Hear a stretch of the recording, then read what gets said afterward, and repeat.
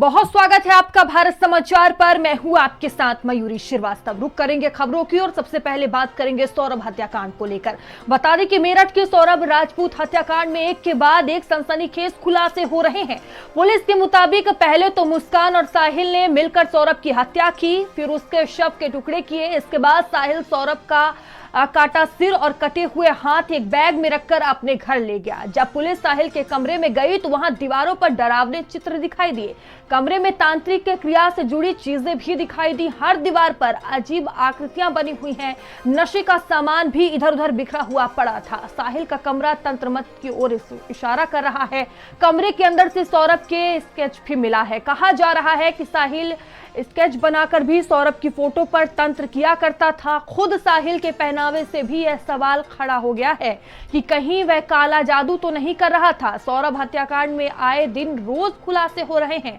आखिर इन दोनों कातिलों के दिमाग में क्या था, जिसका पता आज हमारे खास प्रोग्राम विश्वासघात में लगाएंगे। और देखिए, लगातार इस मामले में नए खुलासे हो रहे हैं और ऐसे खुलासे जिसे सुनकर जानकर आप भी हैरान हो जाएंगे। तो एक बड़ी घटना को अंजाम दिया गया है और देखिए, ये जो घटना को अंजाम दिया गया है ये चर्चा का विषय बनी हुई है। हर तरफ इस हत्याकांड की ही चर्चा हो रही है, जिस तरह से इस घटना को अंजाम दिया गया।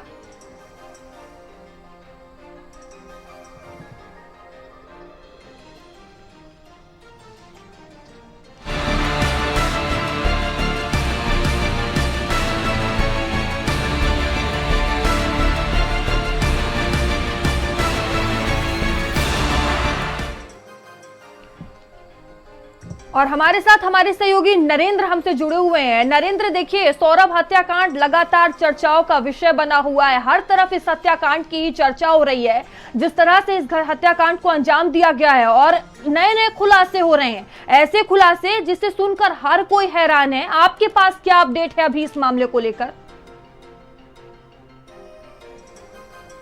खुलासे हो रहे हैं और जैसा कि पुलिस ने भी अपने जो प्रेस कॉन्फ्रेंस की थी उसमें बताया था कि किस तरीके से बर्बरता से और बहुत ब्रूटल तरीके से इस पूरी वारदात को अंजाम दिया गया था। और उस वारदात को अंजाम देने में केवल मुस्कान ही नहीं, उसका जो बॉयफ्रेंड है साहिल, वो भी शामिल था। लाश को काटने के बाद उसको ठिकाने लगाया और उसके बाद 12-13 दिन के लिए ये जोड़ा जो था वो यहाँ से रवाना हो गया हिमाचल प्रदेश के लिए। और वहाँ करीब करीब 3 से 4 शहरों में ये लोग रहे और वहां पर जो पब है उसको भी ज्वाइन किया, खूब मस्ती की, शादी भी की, उसके बाद हनीमून भी सेलिब्रेट किया, होली भी सेलिब्रेट की और जमकर नशा किया। जिस तरीके से जो कैब ड्राइवर है उसने खुलासे किए हैं वो ये बताता है कि किस तरीके से शराब और जो ड्रग्स था उसका इस्तेमाल किया गया। और बाद में जब वो मेरठ लौटे तो यहाँ पुलिस के सामने उन्होंने इकरार किया कि उन्होंने इस तरीके से एक ब्रूटल मर्डर किया है। मुस्कान ने बताया कि किस तरीके से उसने अपने शौहर को मारा है और बाद में पुलिस ने उनको गिरफ्तार करके जेल भेज दिया। मगर जो कहानी है वो यही खत्म नहीं होती। यहाँ बहुत सारे एंगल हैं। आखिर वो जो इंस्पिरेशन है वो कहाँ से आई, इस तरीके से एक ब्रूटल मर्डर करने का जो प्रेरणा है वो कहाँ से आई। इसके अलावा जिस तरीके से प्रोफेशनल क्रिमिनल्स होते हैं उस हिसाब से इन्होंने बहुत सारे जो सामान है वो बाजार से इकट्ठा किए। साजिश जो करीब करीब 4-5 महीने पहले रची गई थी उसको बेहद चुपचाप तरीके से, बेहद आहिस्ते से उसको अंजाम दिया और अंजाम देने के बाद लाश को भी ठिकाने लगाया। आप सोचिए कि पहले मर्डर किया, चाकू से मर्डर किया और फिर उसके बाद में लाश को ठिकाने लगाया। आज मेरी बात हुई है सौरभ के भाई से। उनका कहना था कि इतना ब्रूटली उसको मारा गया कि जो चाकू खरीदे गए थे उनके 2-2 टुकड़े हो गए। पूरी तरीके से, पूरी ताकत से लाश को काटने के लिए उन चाकुओं का इस्तेमाल किया गया और वो चाकू कमजोर साबित हुए। बाद में और क्या क्या हथियार इस्तेमाल हुए हैं वो सब चीजें इन्वेस्टिगेशन में सामने आएंगी। लेकिन इतना जरूर है कि जिसने भी इस वारदात के बारे में सुना और समझा और जिस तरीके से मीडिया के माध्यम से उनको देखा वो सिहर उठे और उनके रोंगटे खड़े हो गए। बहुत लंबे समय बाद इस तरीके का ये जो बर्बरता पूर्वक मर्डर है वो देखने को मिला है। जी नरेंद्र, आपके पास लौटेंगे। हमारे साथ मनोचिकित्सक जुड़ चुके हैं, देवाशीष शुक्ला। आपका बहुत स्वागत है भारत समाचार पर।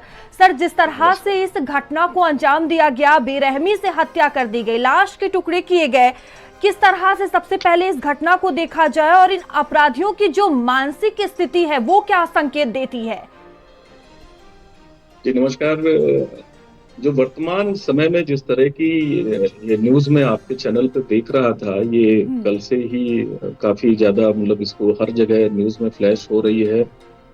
ये मैं इसको 100% इसको ये कह सकता हूँ कि ये दोनों व्यक्ति कहीं ना कहीं मानसिक रोग से ग्रसित होंगे, क्योंकि इस तरीके की चीजें, इस तरीके का जो व्यवहार है, और वो भी अपने पति के साथ, अपने घर के किसी सदस्य के साथ, और इतना ब्रूटल तरीके से जो किया गया है, इस तरीके की प्लानिंग बनाना, इस तरीके से फिर उसको सीमेंट में पैक कर देना, और फिर उसके बाद इस एपिसोड के बाद जो सबसे बड़ी बात है कि ये लोग घूमने चले गए, घूमने के बाद वहां पर मतलब एक एंजॉयमेंट फेज अपना बिता रहे हैं, तो कहीं ना कहीं इनको इसका गिल्ट भी नहीं रहा कि हम ऐसा कोई काम करके आ रहे हैं। तो जाहिर सी बात है, जिस तरह से इस समय युवाओं में नशे को लेकर और जिस तरीके से चीजें ज्यादा गड़बड़ कर रही हैं, वो सबसे ज्यादा यही है कि हम लोगों का जो समाज है आजकल धीरे धीरे इसके अंदर संवेदनहीनता पूरी तरह से खत्म होती जा रही है, इमोशनल बाइंडिंग्स खत्म होती जा रही हैं।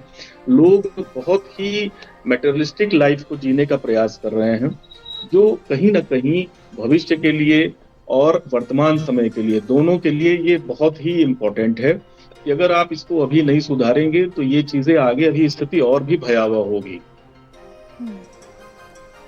सर, इसमें तंत्र मंत्र की भी बात सामने आ रही है, और जिस तरह से शव के टुकड़े किए गए हैं, ये किस तरह से मानसिक स्थिति को दर्शा रहा है? और जो तंत्र मंत्र की बात है, क्या ये भी बात हो सकती है? जी बिल्कुल, ऐसी कई मानसिक बीमारियां हैं जिसमें व्यक्ति को ऐसा महसूस होता है कि उसके अंदर अलौकिक शक्तियां आ गई हैं, उसके साथ कुछ ऐसी चीजें हो गई हैं कि जिसमें वो अपने आप को सर्वश्रेष्ठ समझता है। उसको लगता है कि वो भगवान, खुद ही भगवान हो गया है, या भगवान से वो डायरेक्ट कनेक्शन कर पा रहा है। ऐसा व्यक्ति ज्यादा नशा करने की वजह से, या उनके अंदर कोई मानसिक बीमारी जैसे सिजोफ्रेनिया टाइप की बीमारियां होती हैं, इस तरीके की बीमारियों की वजह से व्यक्ति इस तरीके की, उनके अंदर आवाजों का, सोचने का, हर तरीके का व्यवहार ऐसा परिवर्तित हो जाता है कि वो इस तरीके के कदम भी उठा सकते हैं। वर्तमान केस में मैं ये नहीं कह सकता कि ये लोग किसी तरह की मानसिक बीमारी से ग्रसित थे या नहीं, क्योंकि ये तो जांच का विषय है, आगे चल के पता चलेगा। लेकिन इनके कृत्य को देखकर तो ये लगता है ये जरूर कहीं ना कहीं इस तरीके की चीजों के बारे में इनके घर वालों को भी चर्चा रही होगी और ये जानते भी होंगे। ठीक है, नरेंद्र हमारे साथ लगातार बने हुए हैं। नरेंद्र, इस मामले में पुलिस का और जो फॉरेंसिक टीम है इस मामले में जांच पड़ताल कर रही है, उनका अभी तक इस मामले में क्या कुछ कहना है? देखिए, जो फॉरेंसिक टीम है वो पूरी घटना में जब डेड बॉडी रिकवर की गई तो उस समय साथ रही है, और एक एक पार्ट जो है, जो भी कानून की दृष्टि से इम्पोर्टेंट हो सकता है, वो सारा कुछ कवर किया गया है। और ज्यादा से ज्यादा सबूत इस पूरी घटना के जो हैं वो इन्वेस्टिगेशन में शामिल हो पाए, इस तरह का प्रयास पुलिस ने किया है। क्योंकि जिस तरीके से ये कत्ल किया गया है उससे पूरा इलाका अभी भी सदमे में है। वो समझ नहीं पा रहे हैं कि आखिर ये जो लोग हैं कत्ल करने वाले, ये कौन से लोग के प्राणी हैं।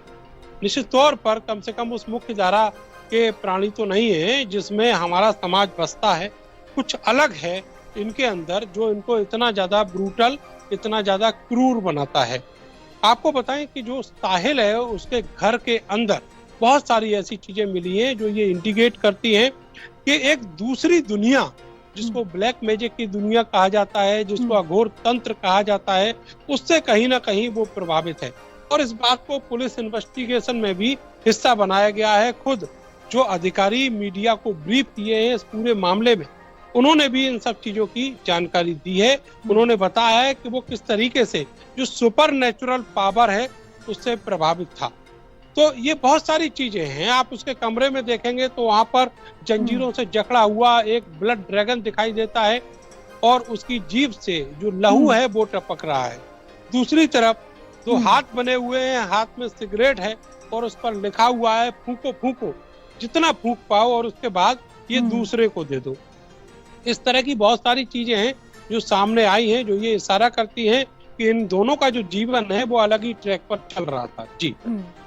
और नरेंद्र, क्या जानकारी सामने आ रही है? ये जानकारी है कि जिस हवालात में उन्हें रखा गया है वो लगातार नशे की मांग कर रहे हैं, बेहद ही बेचैन हैं। देखिए, इस तरह के कोई पुख्ता इनपुट तो नहीं मिले हैं और ना ही जिला कारागार का जो प्रशासन है उसने इस बारे में कुछ बताया है। हाँ, इतना जरूर बताया है कि उन्होंने शुरुआत के एक दिन खाना नहीं खाया था, लेकिन बाद में उनको काउंसलिंग किया गया तो वो खाना खाने के लिए राजी हो गए। जहां तक नशा मांगने वाली बात है तो ये एक नेचुरल सी बात है कि कोई भी व्यक्ति किसी भी तरह का नशा करता हो, अगर उसको एकदम से नशे से दूर कर दिया जाएगा तो जो उसकी शारीरिक कमियां हैं वो और ज्यादा बीमारी की तरफ चलने लगती हैं और वही वो स्थितियां हैं। लेकिन जो जेल प्रशासन है उसका कहना है कि वो लगातार उनके हेल्थ की तरफ भी जो अपना ध्यान है वो बनाए हुए हैं और दूसरी तरफ जो भी काउंसलर हैं जेल के, उनसे भी वो लगातार बातचीत उनकी करवा रहे हैं। तो अभी किसी तरह की कोई दिक्कत जेल के अंदर तो क्रिएट नहीं हुई है, लेकिन इतना जरूर है कि जो लोग इस तरह के नशे के आदी होते हैं उनको एक पीरियड के बाद उसकी जरूरत महसूस होती है और वो निश्चित तौर पर जो साहिल और मुस्कान है उनको उनकी जरूरत नशा बन चुका था। बिल्कुल ठीक है नरेंद्र, आपके पास लौटेंगे। हमारे साथ मनोचिकित्सक भी जुड़े हुए हैं।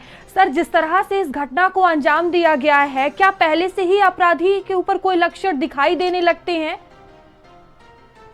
बिल्कुल ठीक कह रही हैं आप। जैसे नरेंद्र जी ने अभी बताया कि उसके कमरे में तरह तरह की ऐसी वस्तुएं प्राप्त हुई जिस तरह से वो नशे के बारे में, और कई पुस्तकें ऐसी रहीं। तो पूर्व में भी मैंने बताया कि ये कहीं ना कहीं ये सब व्यक्ति मानसिक रोग से ग्रसित हैं। समाज आज इतना आगे बढ़ गया है कि नशे को अब वो एक फैशन के तरह से लेने शुरू कर दिए हैं और इस नशे के समाज ने पूरे देश को, पूरे विश्व को बर्बाद करने में कोई कसर नहीं छोड़ी है। ये जो बीमारी मैंने अभी जिसका नाम लिया, सिजोफ्रेनिया नामक एक बीमारी है, इस बीमारी में भी कहीं कहीं ऐसी स्थितियां देखी गई हैं और प्रायः ज्यादातर लोग इस बीमारी में नशे को खुद से ही ढूंढते हैं। मरीज खुद से परेशान रहता है कि जब तक उसे नशा नहीं मिलेगा वो अपने आप को कंफर्टेबल नहीं महसूस करता, क्योंकि वो एक अपनी अलग दुनिया में ही रहना चाहते हैं। तो ऐसे व्यक्ति जिनके साथ ऐसा हो रहा है, नशा कर रहे हैं, ऐसे में पारिवारिक सदस्यों को, दोस्तों को, इन लोगों को बहुत अटेंटिव होने की जरूरत है। समाज को बहुत ध्यान देने की जरूरत है, क्योंकि ऐसा व्यक्ति समाज के लिए कितना खतरनाक होगा जो कि इन ऐसी घटनाओं को घटित होने के बाद समझ में आता है। तो ये एकदम क्लियर है कि फैमिली मेंबर्स को, दोस्तों को ये सब चीजें पता रहती हैं। बस ये है कि वो उन चीजों को उस समय उतना सीरियस नहीं समझ पाते। जब वो लगता है उन्हें कि तब उन्हें लगता है अरे यार ये तो इसने बहुत गलत काम कर दिया। लेकिन जब वो दौर घर में बीत रहा होता है तब उस समय उसको डांटना, बोलना, इस तरीके से चीजें करने से नहीं है। इन सब का इलाज जरूरी है। इन सब के पीछे एक पूरा समझिए सिस्टम है कि ड्रग्स को कैसे सब समाज में लोगों तक पहुंचाया जाए, कितने लेवल पर ये चीज गंदगी चल रही है पूरे प्रदेश में, देश में। उसके बावजूद ये सब बीमारियां भी हैं जो साथ में इस बीमारी की वजह से भी लोग इन्वॉल्व हो रहे हैं। तो आप सोचो कि कितना बड़ा एक सिस्टम इसमें खड़ा हो चुका है। इस वजह से हम लोगों की तरफ से तो ये एज ए साइकियाट्रिस्ट मैं ये कहना चाहता हूँ कि परिवार के सदस्यों को, परिवार के लोगों को, दोस्तों को, अगर कोई भी व्यक्ति में किसी तरह के व्यवहार परिवर्तन की संभावना दिखाई पड़ती है तो उसमें बिल्कुल भी संकोच नहीं करना है। जो भी नियरेस्ट साइकियाट्रिस्ट हो, नियरेस्ट काउंसलर्स हो, उनसे आप मिलके अपनी बात को रखें और उचित सलाह लेकर कम से कम इस तरीके की चीजों से सबसे बड़ी बात, जिस तरह से ये दोनों इस बड़ी घटना को अंजाम देते हैं उसके बाद घूमने चले जाते हैं, वहां पर हनीमून मनाते हैं, कई वीडियो सामने आए हैं उनके। तो क्या जिस तरह से अपराधियों ने घटना को अंजाम दिया उन्हें ये करने के बाद आनंद मिलता है? बिल्कुल, मैंने बताया ना कि जैसे अब ये सोच है, ये सोच का जो कहते हैं ना थॉट ऑफ चेन, ये उसमें चेंजेस आते हैं। जो हमारे सोच की जो कड़ी है, उस कड़ी में ऐसे ऐसे चेंजेस आते हैं कि व्यक्ति को ये लगता ही नहीं कि वो सही कर रहा है या गलत कर रहा है। नशे करने के बाद आदमी को होश नहीं रहता कि उसने कितनी बार स्टैबिंग कर दी, अपने उस आदमी को, अपने बच्चों को, अपनी माँ को, अपने बाप को। आदमी को पता ही नहीं रहता कि उसके साथ कैसी इमोशनल बाइंडिंग थी। अब एक व्यक्ति को आपने काट करके एक बॉक्स में भर के सीमेंट भर दिया, आपको क्या लगता है एक सामान्य व्यक्ति ऐसा, एक मानसिक स्थिति वाला ऐसा कर सकता है? बिल्कुल नहीं कर सकता। ये इतनी क्रूरता, ये इतनी चीजें, ये कहीं न कहीं पूरी तरह से प्लान्ड वे में भी रहती है, या तो इसमें बहुत बड़ी प्लानिंग रहती है, या फिर ये कोई न कोई एक मानसिक विकार और नशे के कारण उत्पन्न हुए चीजों की वजह से ये चीजें डेवलप होती हैं। ठीक है, नरेंद्र हमारे साथ बने हुए हैं। नरेंद्र, पुलिस द्वारा इस मामले में लगातार जांच पड़ताल की जा रही है। कौन कौन सी जांच इस मामले को सुलझाने में की जा रही है अभी तक? देखिए, फॉरेंसिक की जो टीम है वो लगातार जितनी भी चीजें कनेक्टेड प्लेसेस पर मिल सकती हैं उन सब की तलाश जारी रखे हुए है। इसके अलावा जो साहिल और मुस्कान है, मंडे को उनका रिमांड मांगने के लिए पुलिस ने कोर्ट को एप्लीकेशन दी है और उनसे कम से कम 14 दिन का जो रिमांड है वो मांगने की रिक्वेस्ट की है। उसकी वजह यह है कि उनको जेल भेजने के बाद पुलिस लगातार ये प्रयास कर रही है कि उन्होंने अपने शुरुआती बयानों में जिन चीजों को जाहिर किया है, जो बताई हैं चीजें, उन सबको वो वेरीफाई कर रहे हैं। चाहे वो मेरठ के बहुत सारे स्पॉट हों जिनमें जहाँ से ड्रम खरीदा गया वो स्थान शामिल है, जहाँ से सीमेंट खरीदा गया वो स्थान शामिल है, और कुछ दिन पहले, मर्डर के कुछ दिन पहले जहाँ से चाकू खरीदे गए वो भी स्थान शामिल है। इसके अलावा मर्डर को अंजाम देने के बाद वो यहाँ से हिमाचल प्रदेश गए, तो जो कैब ड्राइवर है वो कैब कैसे की गई, कैब ड्राइवर के जो बयान हैं वो क्या हैं, उन सब चीजों को पार्ट ऑफ इन्वेस्टिगेशन बनाया गया है। इसके अलावा जहां हिमाचल प्रदेश के अलग अलग शहरों में उन्होंने जो वक्त बिताया, वो कहां बिताया उन्होंने, वहां कितना पैसा कहां कैसे खर्च किया, इसके अलावा किन किन लोगों से इस दरमियान उनकी बातचीत हुई, इन सब चीजों को पार्ट ऑफ इन्वेस्टिगेशन बनाया गया है। बहुत सारी चीजें हैं जो अभी पुलिस डिस्क्लोज नहीं कर रही है, क्योंकि जो इन्वेस्टिगेशन चलता है उस समय गोपनीयता बरतना जरूरी है।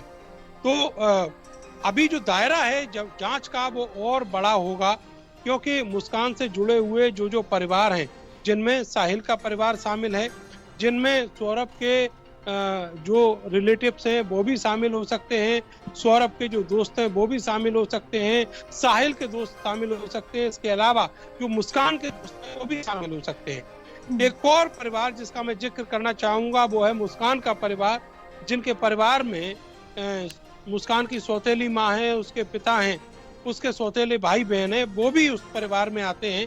तो किनसे किस तरीके के ताल्लुकात उससे थे और उसका इस पूरी घटना पर क्या इम्पैक्ट है, इन सब चीजों की पुलिस जांच कर रही है और उनको इन्वेस्टिगेशन का हिस्सा बनाएगी और बना भी रही है। तो ये सारी चीजें जैसे जैसे आगे बढ़ेंगी वो सब सामने आएंगी, और ये एक कमिटमेंट सा दिख रहा है पुलिस की तरफ से कि बहुत जल्दी इस पूरे मामले में सबूतों को इकट्ठा करने के बाद, सारे तथ्यों को एक जगह इकट्ठा करने के बाद और उनको टेक्स्ट पर उतारने के बाद इसकी जो चार्जशीट है वो भी फाइल की जाएगी। क्योंकि एकदम जो केस है वो पानी की तरह साफ है, लेकिन बस उसमें यही देखना है कि जो और सराउंडिंग लोग हैं उनकी क्या क्या भूमिका है, और जो जहां जहां इस हत्याकांड के जो पार्ट बिखरे पड़े हुए हैं उनको इकट्ठा करना है। जी नरेंद्र, जिस जगह इस घटना को अंजाम दिया गया वहां पर आसपास लोगों की क्या प्रतिक्रिया सामने आई है? आपने उनसे बातचीत की होगी। बिल्कुल, मैं अभी कुछ घंटे पहले वहीं पर था, और जब इस घटना के बारे में पता चला तब भी मैं वहां पर था। आपको बताएं कि किसी को यकीन नहीं हो रहा था कि यहाँ पर इस घर में ऐसी भी एक घटना हो सकती है।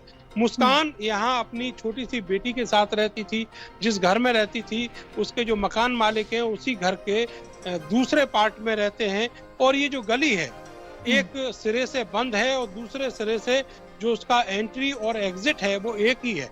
तो इस तरीके से जो मोहल्ले के लोग हैं उनको बहुत ज्यादा मुस्कान के बारे में पता नहीं है, लेकिन उन्होंने इतना जरूर तस्दीक किया है कि जो साहिल है उसका लगातार मुस्कान के घर पर आना जाना रहता था। वो दिन में कम से कम 3 से 4 बार उनके घर आता था। वो उनके घर सामान देने भी आता था और सामान देने के बाद चला भी जाता था। उसके हाथ में कुछ वस्तुएं भी होती थी और उनकी जो इंटीमेसी है, मुस्कान और साहिल की जो इंटीमेसी है, वो इस बयान से पता चलती है कि किस तरीके से सौरभ की गैरहाजिरी में साहिल मुस्कान के जीवन का एक अभिन्न हिस्सा बन गया था। और हो भी क्यों ना, मुस्कान से साहिल की जो मुलाकात थी वो आजकल की नहीं थी, बहुत पुरानी थी। 8th क्लास तक, क्लास 1 से लेकर क्लास 8 तक दोनों साथ पढ़े थे। और जब सौरभ यहाँ से लंदन चला गया तो मुस्कान ने जो अपने पुराने दोस्त थे उनसे, उनके टच में वो रही थी, एक आध दोस्त के टच में। और उसके बाद में एक ग्रुप क्रिएट हुआ उन सब दोस्तों का जो क्लास 1 से लेकर 8 तक साथ पढ़े थे। और उसी ग्रुप में साहिल भी था। साहिल से एक मुलाकात हुई, एक गेट टुगेदर हुआ एक मॉल में, और उसके बाद से साहिल मुस्कान की जिंदगी का हिस्सा बन गया। और वो किस किस तरीके से हिस्सा था ये सब बताने की जरूरत नहीं है, जो हमारे दर्शक है वो भी समझते हैं। और जो समाज का जो मुख्य धारा है उसमें ऐसे लोगों की क्या अहमियत होती है ये भी समझा जा सकता है। तो कुल मिलाकर जो मुस्कान और साहिल हैं उन्होंने सौरभ को बिल्कुल दरकिनार करने की ठान ली थी। इसीलिए पुलिस ने जैसा अपने इन्वेस्टिगेशन में पाया कि करीब 4 से 5 महीने पहले सौरभ के कत्ल का जो इंतजाम है वो हो चुका था। नवंबर 2024 में उसको लंदन से लौटना था लेकिन वो नहीं आया। उस वक्त वो साजिश टल गई और जब वो अभी हाल में फरवरी के लास्ट वीक में लौटा तो फिर से वो साजिश को एक्टिवेट किया गया, पूरा प्लान किया गया और वो तारीख देखी गई जब सौरभ को आसानी से कत्ल किया जा सके।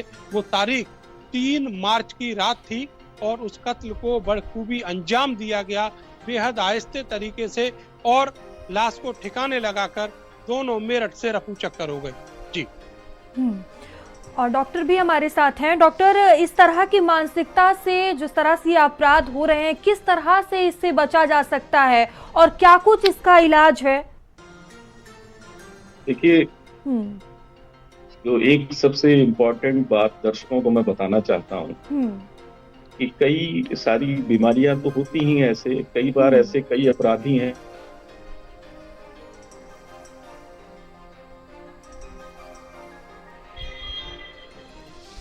हम मानसिक रोग का सहारा लेकर हम अपने आप को किसी तरह से इस चंगुल से बचा लें।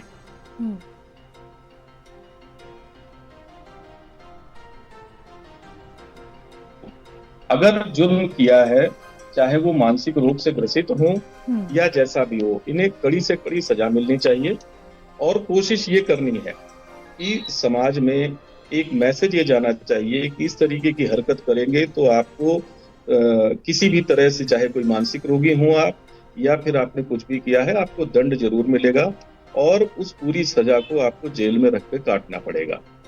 दूसरा जो आपने सवाल पूछा है कि क्या ऐसे मरीजों को क्या इलाज किया जा सकता है, बिल्कुल ऐसे मरीजों को प्रॉपर हम लोग इलाज भी करते हैं, मरीज ठीक भी होते हैं। लेकिन चूंकि ये सब बीमारियां कुछ ऐसी हैं जो जीवन पर्यंत चलती हैं, ऐसे साथ परिवार के सदस्यों का भी सहयोग बड़ा आवश्यक है। इनको दवाइयाँ रेगुलर देनी है, काउंसलिंग रेगुलर करनी है और कोई भी व्यवहार में परिवर्तन होने पर तत्काल ही मानसिक रोग विशेषज्ञ के पास पहुंचना है। तो ये इतनी जिम्मेदारियों को भी घर वालों को भी ध्यान देना पड़ेगा, साथ में मरीज को भी व्यक्तिगत ध्यान देना पड़ेगा। तो कुछ चीजें हैं जो 100% ठीक होती हैं, कुछ चीजें हैं जिनमें हम लोग इलाज तो कर सकते हैं लेकिन ये नहीं कह सकते कि ये ठीक हो जाएगा पूरी तरह से। तो ऐसी कंडीशंस में हम लोगों के लिए ये आवश्यक है कि समाज को भी ये जरूरी है और हम लोगों के लिए भी एक मैसेज है सबके लिए कि ऐसे व्यक्तियों पर नजर रखने की जरूरत है। उन्हें समय से दवा दी जा रही है या नहीं दी जा रही है। प्रदेश सरकार द्वारा, राज्य सरकार द्वारा और नेशनल मेंटल हेल्थ प्रोग्राम्स चलाए जा रहे हैं, उसके तहत ऐसे मरीजों के लिए दवाइयां और वो सब फ्री में व्यवस्था की गई है। लेकिन इनको चिन्हित करना, इनको इनके बारे में बताना, ये सब समाज की एक जिम्मेदारी है। समाज इस बारे में इस चीज को बताएगा लोगों से, तो लोग इसमें एग्रेसिव होके आगे आएंगे, आगे उन चीजों के बारे में पता चलेगा। बट इम्पोर्टेंट ये है कि इन तरीके की घटनाओं से हम लोगों को सीख लेने की भी जरूरत है। ये नशे का कारोबार जिस तरह से चल रहा है, साथ में ये मानसिक बीमारियां जैसे चल रही हैं, इन सब पे कंट्रोल लेने की जरूरत है, कंट्रोल करने की आवश्यकता है। और अपनी परेशानियों को हिच नहीं करना है, इनके बारे में डिस्कस करना है, इनके बारे में बताना है। आप अपने नजदीकियों को बताएं, काउंसलर्स को बताएं, डॉक्टर्स को बताएं। आज डेट में हर जिले में, हर कस्बे में आपको मानसिक रोग विशेषज्ञ या उससे जुड़ी हुई सुविधाएं जरूर मिल जाएंगी। जो ये घटना घटी, कम से कम अगर इन चीजों पर पहले से हम लोग ध्यान दिए होते तो शायद ये चीज नहीं होती। बिल्कुल। और नरेंद्र, देखिए, सबसे बड़ा सवाल ये उठ रहा है कि आखिर मुस्कान को चाहिए क्या था, क्योंकि देखा जाए जो अभी तक सौरभ के बारे में जानकारी सामने आई है, उसके पास किसी चीज की कमी नहीं थी, चाहे वो पैसे की हो, शोहरत की हो। और सवाल यही है कि ऐसी क्या चीज थी जो उसे नहीं मिल पा रही थी सौरभ से और साहिल से मिल रही है? देखिए, इस सब के पीछे जानने के लिए थोड़ा सा चाइल्ड साइकोलॉजी है, उसको समझना जरूरी है।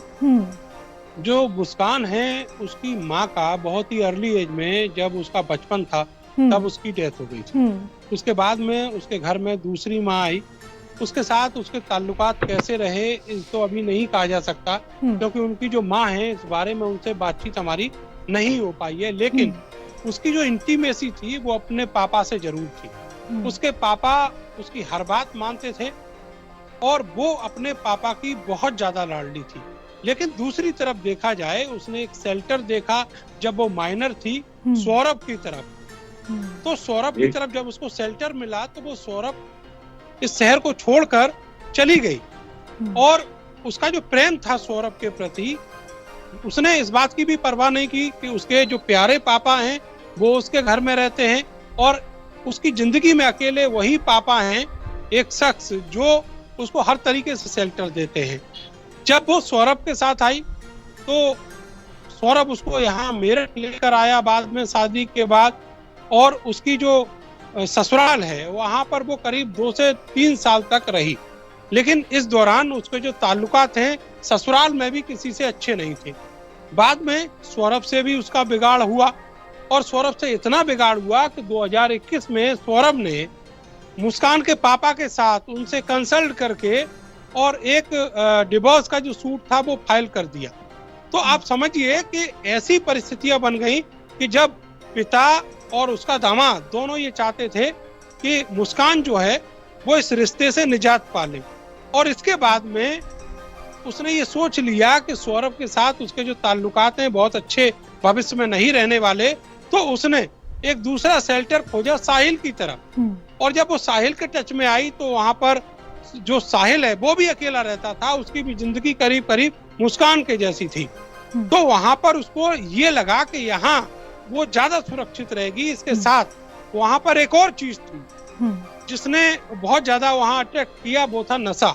तो ये दोनों चीजें जब एक जगह इकट्ठी हुई तो फिर उसके बाद मुस्कान को लगने लगा कि यही असली जीवन है। लेकिन आम समाज में जब हम देखते हैं तो किसी को किन चीजों की जरूरत होती है, उसमें पैसा है, उसमें पति का प्यार है, पति का घर है, गाड़ी है और तमाम शोहरत जो पैसे से हासिल की जा सकती है, वो सारी चीजें हैं। मगर यहाँ पर मुस्कान यही तय नहीं कर पाई कि उसको आखिर चाहिए क्या। आप एक और चीज को समझिए कि मुस्कान मर्डर के बाद किसी भी वीडियो में अपराध बोध से ग्रस्त नजर नहीं आ रही है। उसकी वजह यही है कि कत्ल तो उसने किया, लेकिन उसको ये भी डेड श्योर था कि वो एक ना एक दिन पकड़ी जरूर जाएगी और जेल की सलाखों के पीछे पहुंचेगी। मगर कत्ल के बाद के जो 12-13 दिन है उसको उन्होंने जमकर जिया और ये समझकर जिया कि जैसे ये उनकी जिंदगी के आखिरी दिन है। और अब लगता है कि इस वारदात के बाद जो पुलिस ने खुलासा किया है, शायद ही मुस्कान और साहिल जेल से बाहर आ पाए, और अगर वो बाहर आ भी गए तब भी उनका जो सजा है वो बहुत जल्दी होना तय है।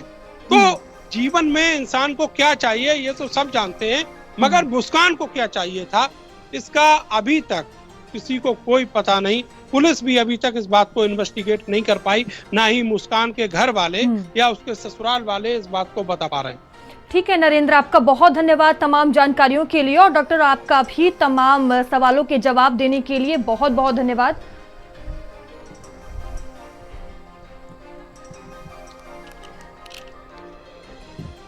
वहीं मेरठ की मुस्कान ने